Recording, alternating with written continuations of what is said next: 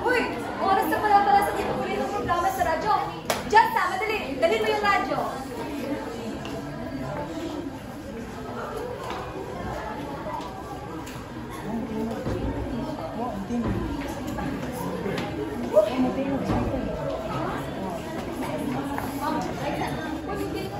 Ay, sus, baka volume. Okay na, take.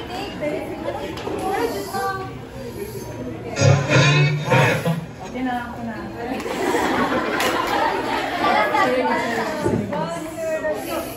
Uy!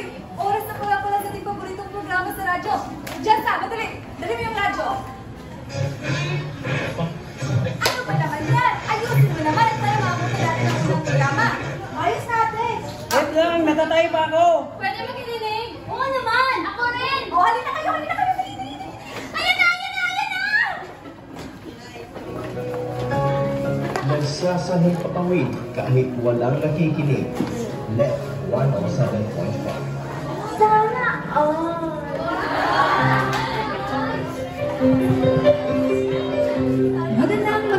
Magandang hapon sa inyong lahat.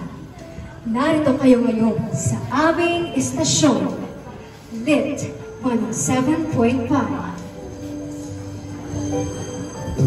Mga kwento ng buhay, pagmamahalan, pamilya o relasyon, hatid ang makabuluhang aral at inspirasyon. Ngayong hapon, ibabahagi namin sa inyo ang isang espesyal na kwento ng pag-ibig na maghahatid ng saya, kilig, at bighati. Dear Anna Marie,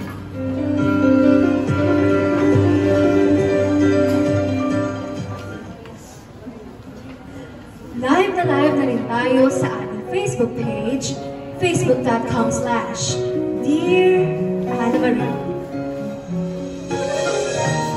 Ang kwento natin ngayon ay mula kay Kimberly. Dear Anna Marie, ikukwento ko ang napakalaking tago, ngunit matatawag kong biyaya na nangyari sa buhay ko at sisimulan ko rito. 21 taong gulang ako ng mga panahon na iyon, DJ Ana. Graduating sa kursong Bachiller ng Sekundaryang Edukasyon, major sa Filipino. Tahimik ang buhay ko, masaya kasama ang aking pamilya. Ako ang panganay sa aming dalawang magkakapatid. Ang bunso namin ay isang espesyal na bata. Hindi normal ang kanyang pag-iisip. Mas bata ang kanyang pag-iisip kung ikukumpara natin sa kanyang edad. Mag-isa kaming binubuhay ng aming ina. Maagang pumanaw ang aming ama dahil sa isang aksidente. Hindi na nakapag-aral ang aking kapatid dahil sa kanyang kondisyon. Magkasama kaming naghahapunan ng araw na iyon, DJ Ana. Mama Milk! Brum, brum! Ma! Alis na po ako! Nalilate na po ako sa school! Oh, teka. Anong oras na ba? Maaga pa naman ha. Maupo ka muna at saluhan mo kami sa pagkain. Hindi magalang pumasok na walang laman ng tiyan, anak. Grace! Tama na yan, anak. Di ba sinabi ko sa'yo na huwag mo paglaruan ng pagkain? Tama na. O ito, milk mo, anak ko.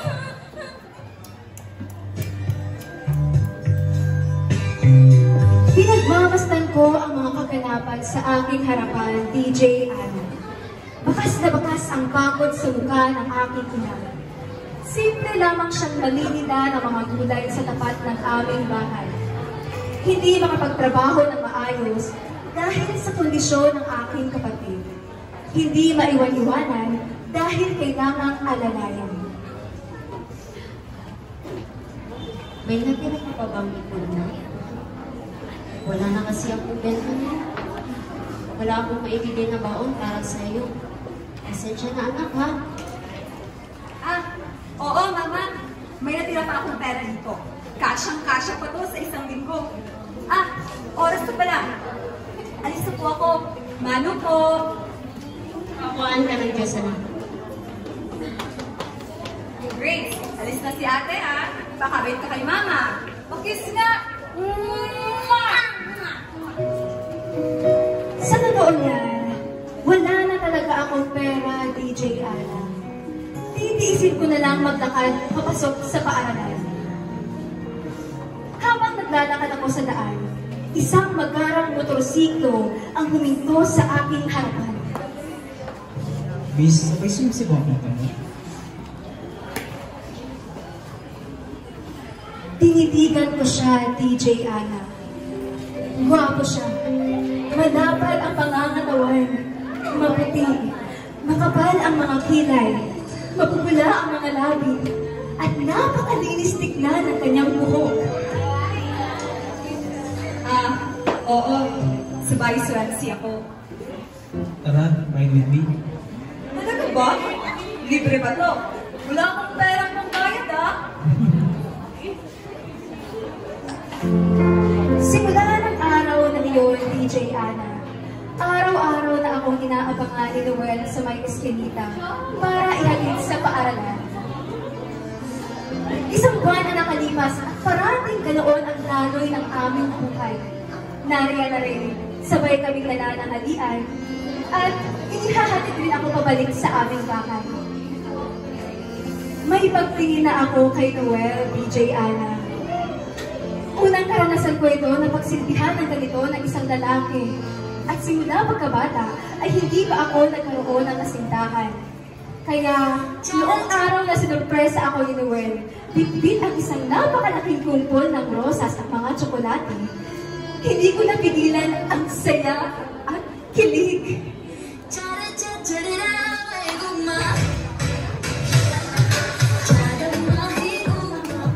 Isang buwan na rin kayo magkakilala. Ayaw ko mamagaw ka pa rin pa. Kaya gusto ko maging official na tayo. Will you be my girlfriend? Talaga ba, Noel? Totohanan na ba to? Oo, Noel! Oo!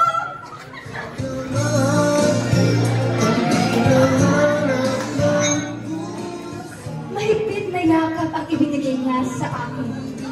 Para akong nakalutang sa ere sa sobrang saya at kilig.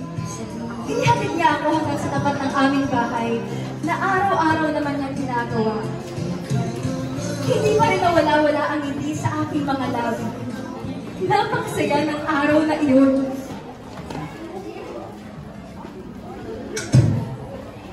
Nay, nandito na po ako. O anak, nandyan ka na pala. Kain na.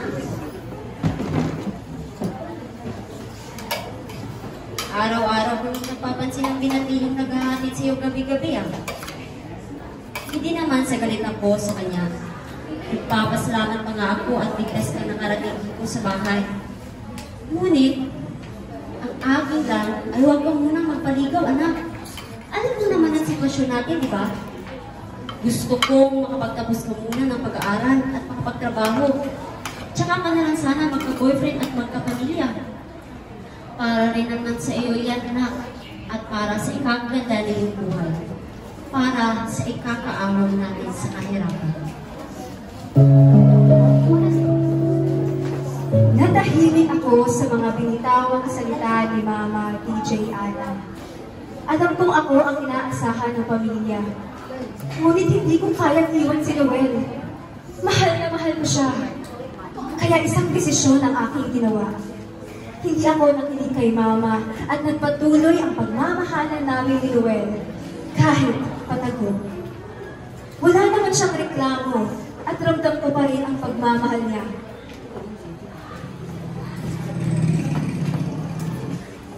Maraming salamat sa paghahatid mahal.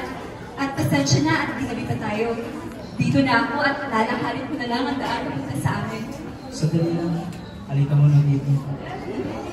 Kinabahan ako sa kanyang gagawin. Nilapit niya ako sa napapikit ako sa kaba sa susunod niyang gagawin. At ang naramdaman ko na lang ay ang malambot niyang labi na nakatapi sa aking mga labi. Sumasayaw ang mga iyon na parang sa sariling ritmo at musikang sinasabayan. Iniwan niya ang aking mga labi at binigyan ng maliliit na halik ng aking mga leeg. Napakapit ako na mahigpit sa kanyang mga damit at unti-unti na nagdadala sa elasyon.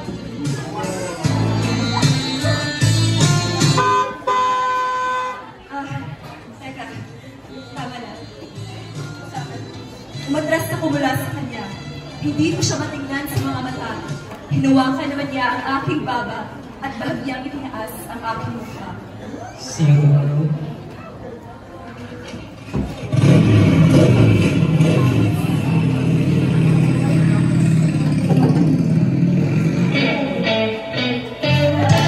Sobrang pula ng aking mukha, DJ Ana. Habang pabalakad ko uwi ay ang mga habili ni Ina ang bubulog sa aking tenga. Ngunit, ewan ko ba, at hindi man na ako nakaramdam ng konsensya. Patuloy na ganoon ang aming sitwasyon, DJ Ana. May mga araw na hindi kami nakikita at iyon ang mga malulungkot na araw ng buhay ko. Pero kapag ganoon, ay bumabawi naman siya at yaong dinadalhan niya ako ng mga pagkain at bulaklak. Sa loob ng paaralan naman, ay hindi kami palaging nagkikita. Isang araw niyan sa loob ng classroom. Yib, di ba kasintahan mo si Noel? Oo. Kumusta naman siya bilang boyfriend? Malapit naman at masikasa sa relasyon. Bakit mo pala natanong? Ganoon ba? Huwag mo sana masamayin ang sasabihin ko, ha? Nakita ko kasi ang boyfriend mo kahapon at may halik ang ibang babae. Ano?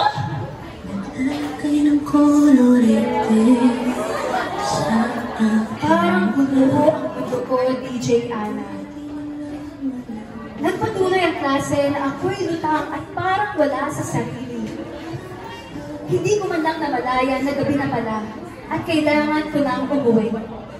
Paglabas ko sa pituan ng aming classroom, ay naroon si Noel, nakasandal sa gilid at tahimik na naghihintay.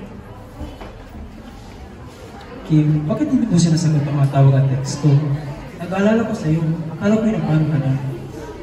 Tinitigan ko siya mata sa mata. At hindi ko na napigilan kung malalaking patak ng aking mga lupa. Come here, mag-usap tayo sa labas. Sabihin mo kung ano ang problema. Sumama ako sa kanya, DJ Ana. Nag-usap kami at sinabi ko sa kanya ang aking nalaman. Sinagot niya ako na lahat ng iyon ay walang katotohanan dahil sa klarifikasyon at paglinaw sa aking maling akala. Naniwala ako, DJ Ana. Naniwala ako.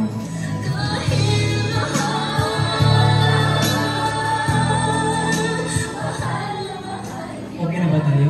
Hindi ka na hirap. Nilalasin ko pa ang buhay na tira sa kanyang mga. Okay na tayo. Halika nga dito. Muli na namang naulit ang pagdadampi ng aming mga labi, DJ Ana.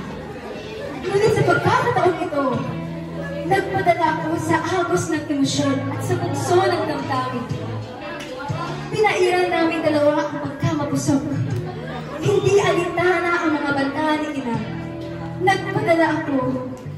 Nakuha ako.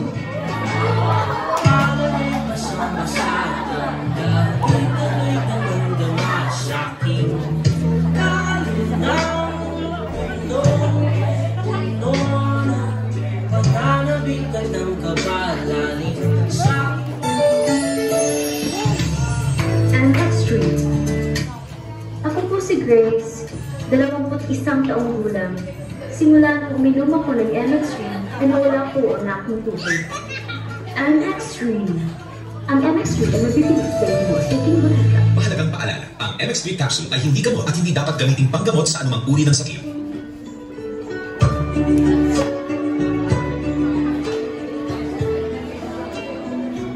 Lumipas ang isang buwan simula nang nangyari iyon. Hindi na iyon muli pang naulit dahil nababahala ako sa mga salita ni Inay.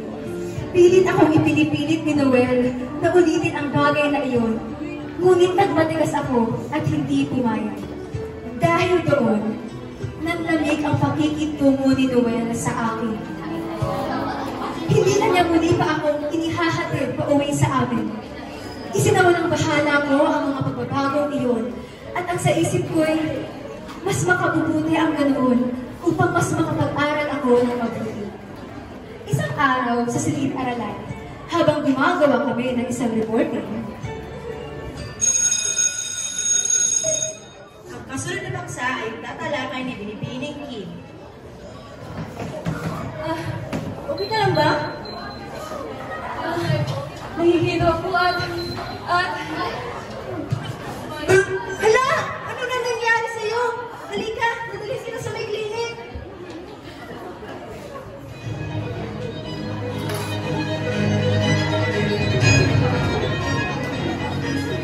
Ang sintomas mo ay pagkahilo at pagsusuka.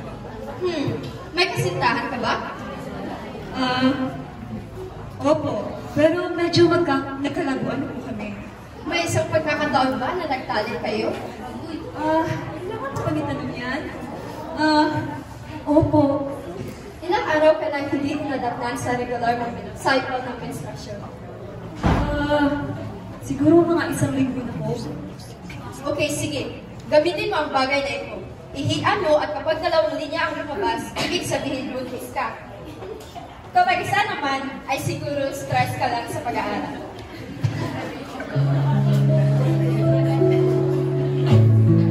Nagulat ako sa kanyang sinabi, DJ Ana. Hindi imposible mabuntis ako dahil may nangyari sa amin ni Noel. Kinakabahan akong pumasok sa may CR, DJ Ana.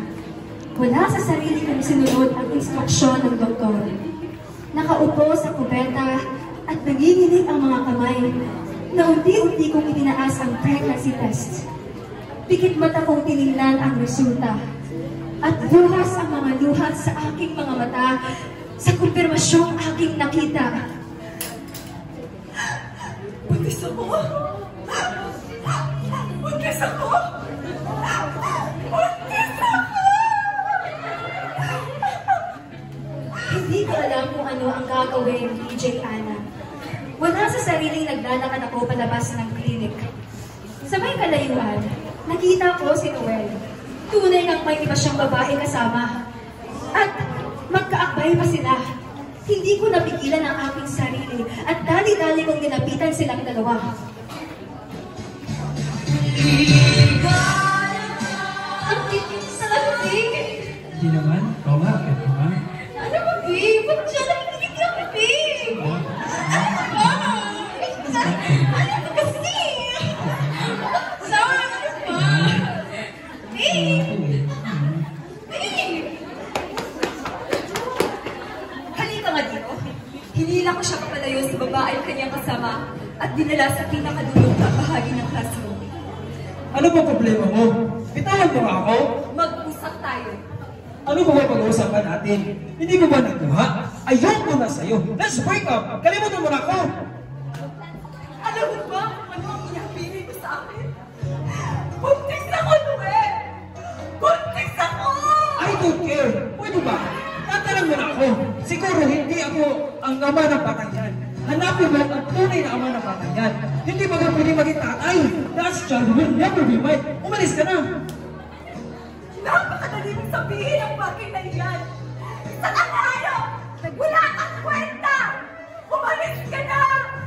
Umalis ka na! Ayok ka! Umalis ka na!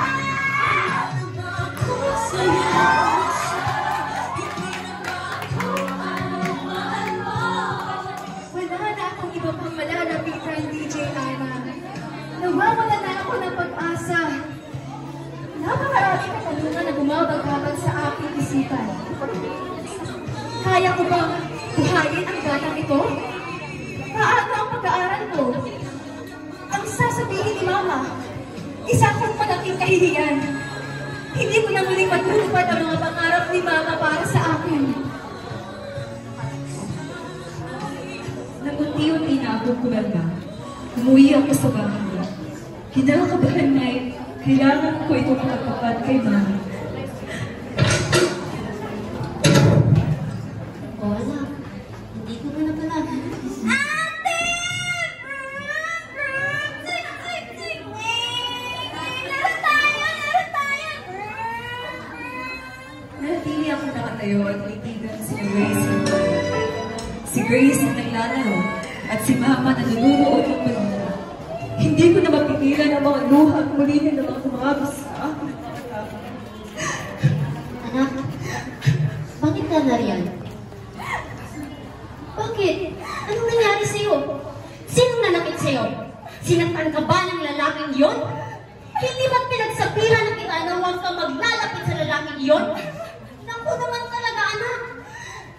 Si mukha pa lang ay malalaman mo ng babaero at hindi mo pagkakatiwalaan.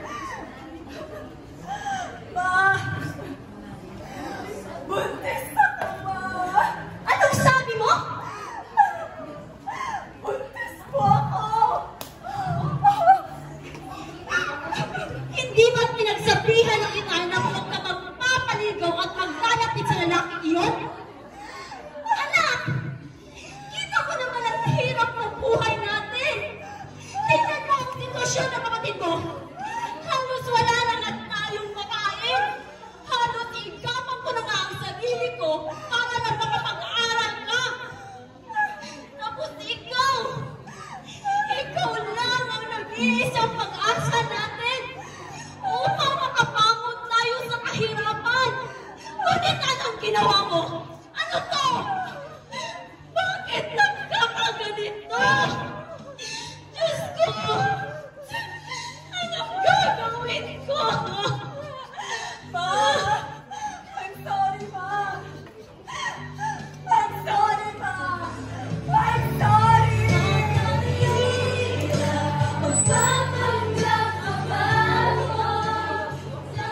Hindi ako pinansin ni Mama ng mga ilang araw ni DJ Ana. Tahimik ako umiiyak sa kwarto at hindi na muli pumasok sa paaralan. Nawalan na ako ng pag-asa na magpatuloy pa. Umiyak lamang ako ng walang tigil. Hanggang sa ang buhay na akala ko'y katapusan na ng aking pangarap ay biglang nagbago. Tao po? Tao po? Sino po sila? Ako po si Teacher Steph. Dito po ba ang bahay ni Kim Lozano? Opo, dito po. Pasok po kayo. Maupo po kayo. Dediretsuhin ko na kayo, Mrs.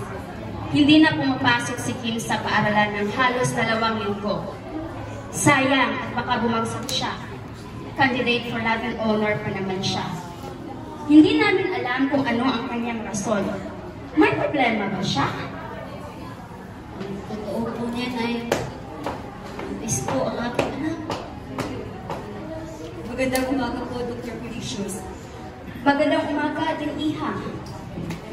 Narinig ko ang iyong sitwasyon. Hindi ko lubos akalain na mangyayari sa iyo ang bagay na iyan, Iha. Napakasayang at kandidato ka pa naman para sa Latin Honors. Yun na nga po. Pero hindi ko po kaya ipalaglag ang bata. Kahit masakit man, ang katotohanan, biyaya pa rin ito mula sa may kapal. Siguro ibinigay sa akin ang batang ito dahil siya ang magbibigay halaga sa buhay ko. Hindi na ako pwedeng pumasok dahil masaya ang pagbubuntis ko. Kahit gusto ko itunan, ay iniisip ko ang kapakanan ng batang nasa sinapupunan ko. Damang-dama ko ang iyong pagiging ina, Iha. O siya, at dahil iyan ang napili mong desisyon, at alam kong gusto mo pa rin talagang magpatuloy sa pag-aaral sa kabila ng iyong pagbubuntis at upang makatulong na rin sa maging buhay ng anak mo. Bibigyan ka namin ng mga modules ng iyong pag-aaralan at sasagutan, Iha. Pag-aralan mo lang ito ng mabuti, ha?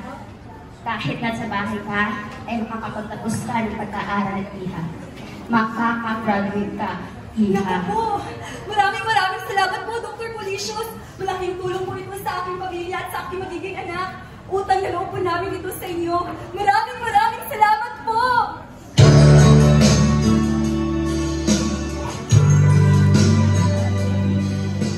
Dahil inspirasyon ay binigay ng aming guro. Nakapagtapos ako ng pag-aaral, DJ Ana.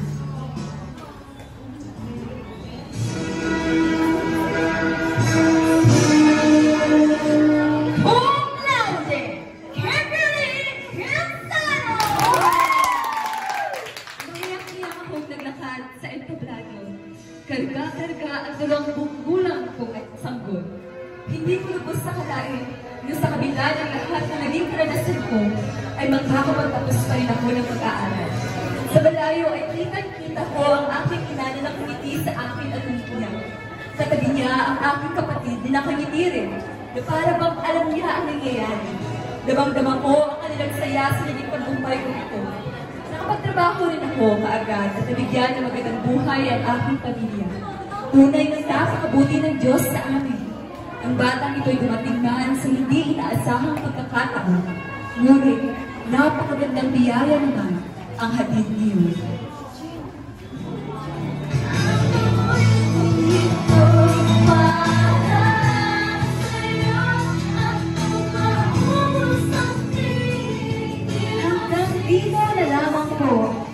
DJ Ana, lubos na nagkakatotoong Kimberly.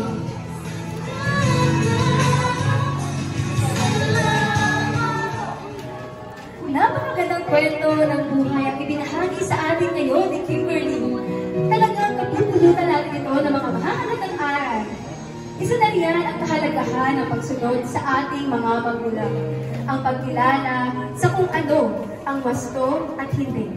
At sa kaso nga ng ating sender ngayon na si Kimberly, ay natututunan niya iyon mula sa mga desisyong nagawa niya. Sa kwento rin ni Kimberly, ay talagang masasabi natin na walang humpay ang kabutihan ng Diyos. Sa kabila ng nangyari sa buhay ni Kimberly, ay busbus pa rin ang pagbibigay ng biyaya ang Panginoon sa kanyang buhay. Sa iyo, Kimberly, maraming salamat sa pagbabahagi ng iyong kwento at sa pagtitiwala sa aming programa. Hangad kong maging mabuti at humarang inaka sa iyong anak. Hanggang sa muli mga kandit, kung ikaw ngayon ay nais din magbahagi ng iyong karanasan sa buhay, huwag magkatubiling magpadala ng mensahe sa aming Facebook page, Dear Anna Marie, Lit 107.5, o sa aming email address, lit107.5dearannamarie@gmail.com. Bukas ay kakaibang kwento na naman ang ating pakikinggan. Dito, lamang iyan sa Dear Anna Marie.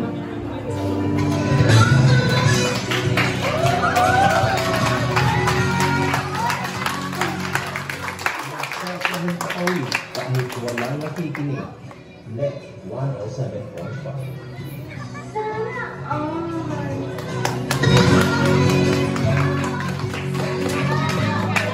Mula sa direksyon ni Kimberly Murado, ang mga gumaganap, Anna Marie Rasanaro bilang DJ Ana, Noel Maluca bilang Noel, Kimberly Murado bilang Kim, Ivy Hensano bilang Ina ni Kim, Mary Grace Enaniho bilang